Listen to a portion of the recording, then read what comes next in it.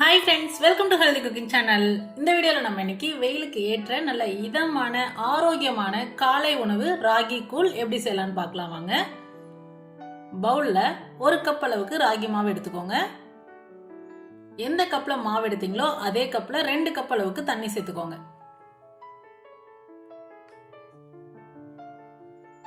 இப்போ மாவை நல்லா கட்டி இல்லாம கரைச்சு எடுத்துக்கோங்க.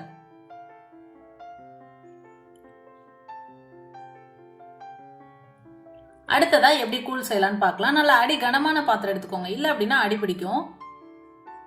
எந்த கப்ல நம்ம மாவு எடுத்தோமோ அதே கப்ல 3 கப் அளவுக்கு தண்ணி சேர்த்துக்கோங்க.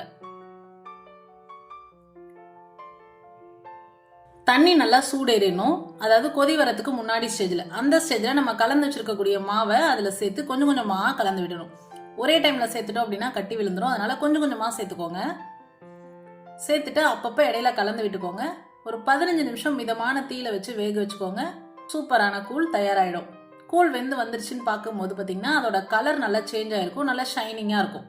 1 டேபிள் ஸ்பூன் அளவுக்கு கல்லுப்பு சேர்த்துக்கோங்க. கூழ் பார்த்தீங்கன்னா நல்லா கலர் மாறி வந்திருக்கும். இந்த ஸ்டேஜில் ஸ்டவ் ஆஃப் பண்ணிடலாம். அப்படியே தட்டு போட்டு மூடிட்டு ஓவர் நைட் விட்டுருங்க. காலையில் எழுந்ததுக்கு அப்புறமா மிக்சிங் பவுலில் உங்களுக்கு எந்த அளவுக்கு கூழ் தேவையோ அந்த அளவுக்கு கூழை சேர்த்துட்டு நல்லா கட்டி இல்லாமல் கரைச்சிக்கோங்க. ரொம்ப கட்டி இருக்காது, லைட்டாக அப்படியே உடச்சி விட்டோம் அப்படின்னா போதும். அடுத்ததா தேவையான அளவு மோர் சேர்த்துக்கோங்க. மோர் சேர்த்துட்டு நல்லா கலந்து விட்டுருங்க. உப்பு நம்ம ஏற்கனவே சேர்த்ததுனால சேர்க்க தேவையில்லை. மோர் சேர்த்த பிறகு உங்களுக்கு கூழ் ரொம்ப திக்கா இருக்கு அப்படின்னா கொஞ்சமா தண்ணி சேர்த்துக்கலாம். அடுத்ததா சின்ன வெங்காயம் பொடியா நறுக்கி போட்டுட்டு பச்சை மிளகாய் கொஞ்சமா நறுக்கி சேர்த்துருங்க. சூப்பரான நல்ல கமகமான வாசனையோட ராகி கூழ் தயாராயிடுச்சு. நம்ம ஊறுகாய் இல்ல ஏதாவது துவையல் வச்சு கூட பரிமாறலாம்.